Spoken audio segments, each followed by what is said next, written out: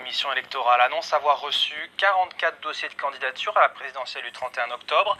Le Conseil constitutionnel a désormais 15 jours pour divulguer la liste des candidats validés. La plupart des 44 dossiers seraient incomplets et moins d'une dizaine de candidats devraient être déclarés éligibles. Donc sauf coup de théâtre, les candidatures par exemple de l'ancien président Laurent Gbagbo et de Guillaume Soro devraient donc être invalidées. Les deux candidats radiés de la liste électorale ont été officiellement déchus de leurs droits civiques par la justice ivoirienne. C'est donc dans ce contexte d'attente de la décision du Conseil constitutionnel que le président Alassane Ouattara a lui rencontré à l'Elysée le président français Emmanuel Macron. Les détails d'Olivier Weber. Vous ne verrez pas d'images officielles de ce déjeuner à l'Elysée. Les photographes et les caméras n'avaient pas été conviés, signe peut-être de l'embarras de Paris.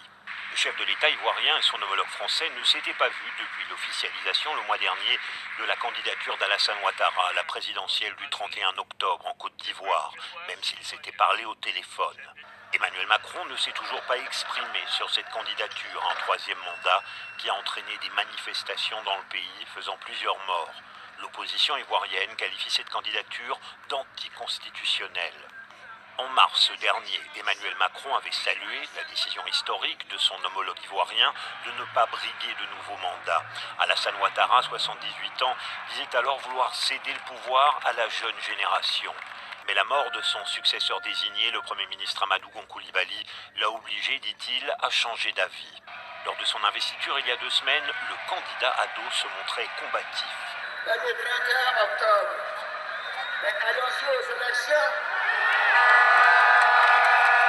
Le peuple candidat choisira.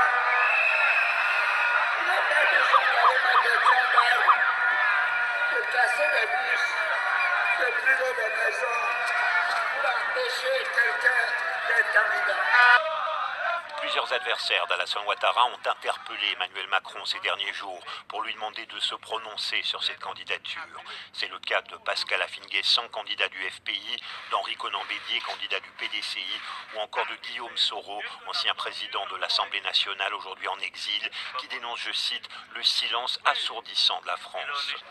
Mais Paris craint d'être accusé d'ingérence dans les affaires ivoiriennes. Plus que tout, le gouvernement français craint aussi pour la stabilité de la Côte d'Ivoire, un partenaire clé dans la région.